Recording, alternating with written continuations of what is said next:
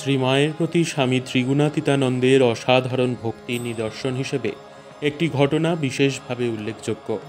1899 খ্রিস্টাব্দে 30শে অক্টোবর শ্রী মা কলকাতা থেকে বর্ধমানের পথে জয়রামবাটি অভিমুখে যাচ্ছেন। সঙ্গে আছেন সেবক সারদা মহারাজ। ঘটনাটির বিবরণ শ্রীমায়ের মুখে শুনে শ্রীমায়ের এক সময়ের অন্যতম সেবক লিখেছেন, দামোদর পার হইয়া শ্রী মা পালকি অভাবে গরুর গাড়িতে চলিয়াছেন, আর সারদা মহারাজ লাঠি কাঁধে গাড়ির আগে হাঁটিয়া চলিয়াছেন। রাত্রিকাল, অর্ধরাত্রির উপর, প্রায় তৃতীয় প্রহর। শ্রী মা ঘুমাইয়া পড়িয়াছেন।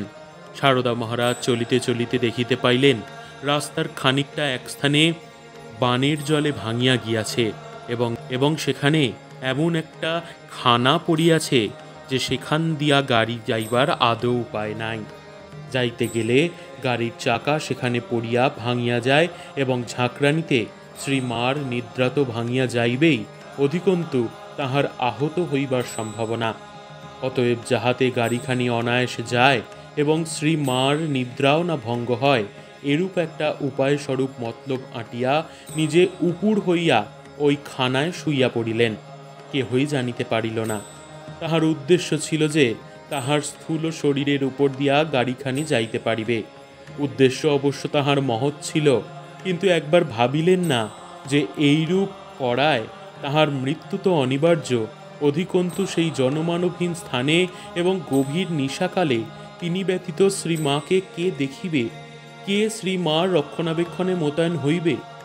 তিনি যে সে ভার লইয়া কলিকাতা হইতে আসিয়াছেন। একটা কথা আছে, ভবিতব্যকে খণ্ডাইতে পারে, এক্ষেত্রেও তাহাই হইল। গাড়িখানি খানার নিকটবর্তী হইলে শ্রী মার অকস্মাৎ নিদ্রাভঙ্গ হওয়ায় চন্দ্রালোকে তিনি দেখিতে পাইয়া ব্যাপারটা সব বুঝিলেন।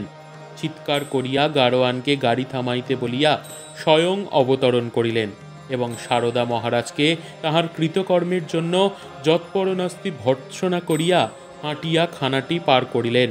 গাড়িও খালি হইয়া উহা নির্বিঘ্নে পার হইয়া গেল। অবশ্য সারদা মহারাজকে সাহায্য করিতে হইয়াছিল।